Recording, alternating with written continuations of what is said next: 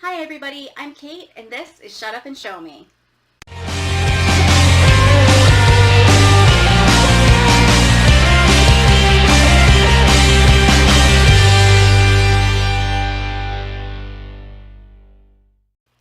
This video is for both right and left-handed crafters. You may have noticed that the front of the chain stitch looks like a bit of a braid or series of V's stacked into each other. There are actually 3 strands of yarn that make up a chain stitch. There's the top strand, the bottom strand, and if you turn it over, you'll see a bump. That's the middle or the back strand. You typically don't see the back strand unless you're looking at the back of your work or you've trained very, very loosely and there's a lot of space in between the legs of the V. I want to explain a couple of terms to you. The first is foundation chain. The foundation chain is really the basis for most projects. Your pattern is going to tell you how many chain stitches to make. The foundation chain doesn't have a row number in your patterns, so think of it as row 0.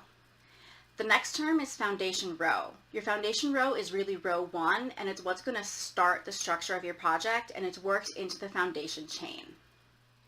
When you're making your foundation row, it's important to keep your foundation chain untwisted or having all the V's kind of facing the same direction. When you're working on something pretty big like an afghan, it can be a little tricky to keep it all straight at the same time. That's okay. What's really important is that you have the next few inches that you're working on nice and straight.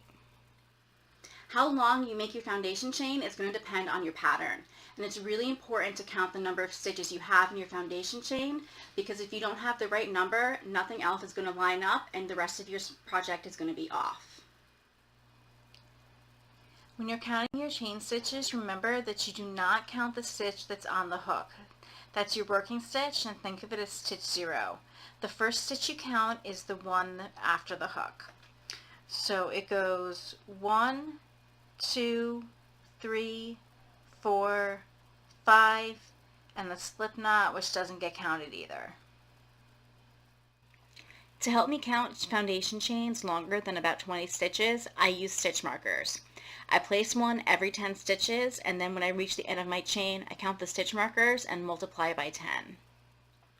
If you're having trouble working into your foundation chain because the stitches are too tight and you've already tried easing up on your tension, try making your foundation chain with a hook that's a size or maybe even 2 sizes bigger than what you're going to use for the rest of your project. That'll help you make the stitches bigger and then make it easier to work into them. Thanks for watching. Don't forget to check out my other videos and hit the subscribe button below. Until next time, happy crafting!